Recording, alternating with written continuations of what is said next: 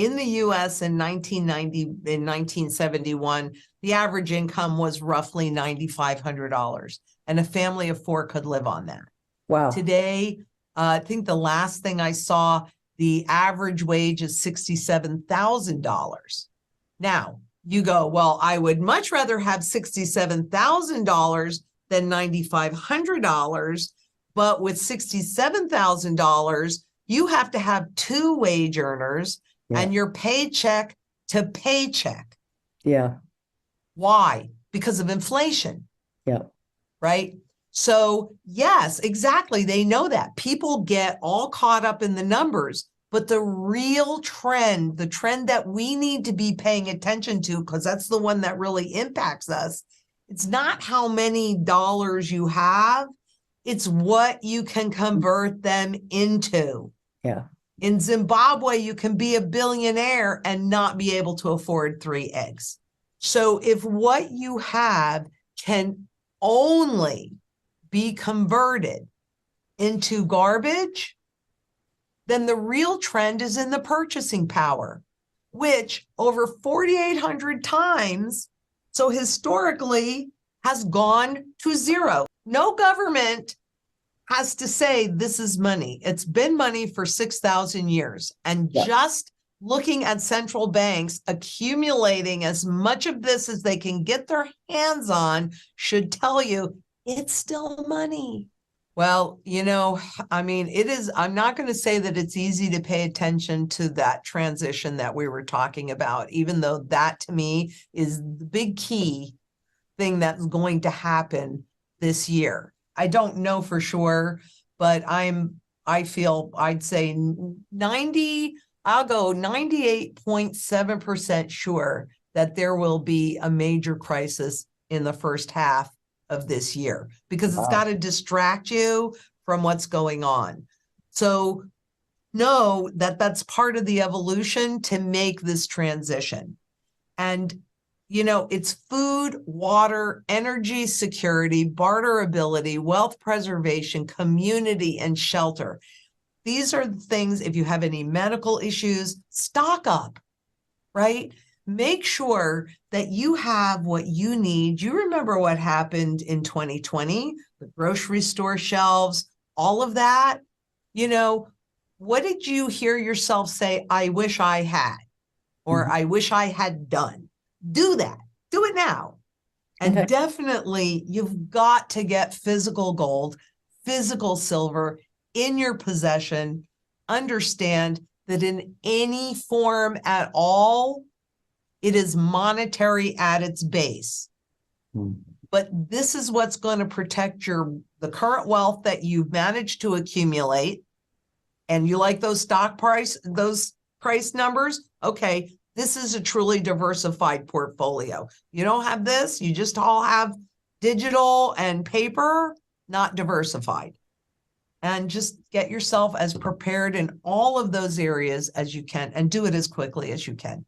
Do it as quick, because I can't tell you the exact moment, but I know that I sleep better at night because I'm prepared and I have my food, water, energy secure. I have all of it. And I've been working on it for a long time. So get it done. You know, really, I think the global push to raising interest rates is really breaking the very, very fragile system that we have in place right now.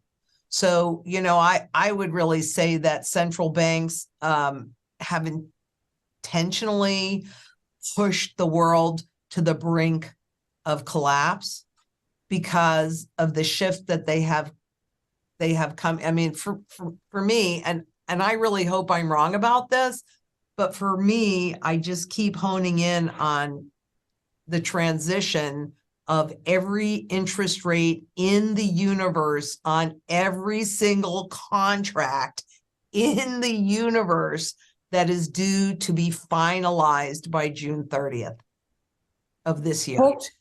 Well, every single contract on the planet, if it's a mortgage or it's a car loan or it's a credit card or any of those contracts, they're all contracts, plus all of the derivatives contracts that are out there, when the crisis hit in 2007, 2008, shockingly, this LIBOR, which is an interest rate benchmark. So all of those contracts have embedded in them the LIBOR, that interest rate benchmark, and the rates that you pay are based on that.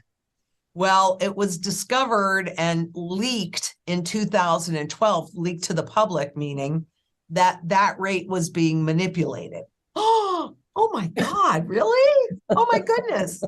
So that was leaked to the public. And once that was leaked, well, then the Bank of England came out and said, well, we have to create a new benchmark. We can't use this anymore. So they've actually been working on this since 2012. And a number of global central banks like the Bank of Japan, the Federal Reserve, the Bank of England, the Bank of Switzerland, and I think there's one more, that worked on developing a new benchmark to convert all of these quadrillions of dollars worth of contracts from this old benchmark into this new benchmark. Here's the problem. It wasn't getting adopted. They weren't getting adopted. So in other words, new contracts were still being written with LIBOR in there. Now, they do have language in those new contracts that enable them to shift from one benchmark to another. You and I, in our mortgages, credit cards, whatever, we have no options about that. But so those can all shift. Now, I've had some people say to me, oh, well, it's not that much of a difference. And it's not. It could be just a few pennies. However, when you put that in the trillions and quadrillions of dollars, now it becomes huge and a tectonic shift. Because when this finalizes, or as they've been doing it, the value of the payments goes down, right? So if I were supposed to pay $100 and to the lender, right, it was based on LIBOR up here, and now it's based on SOFR, so those payments are lower, and the value of the contract is different. Yeah. That's what the big, huge deal is. Because if you have a bank stock, for example, or bank that is valued at X dollars, yep, and that changes on a dime, what do you think that does to the financial system? So the first reason why they're doing it is because it was leaked to the public. I mean, they created that benchmark in the 80s.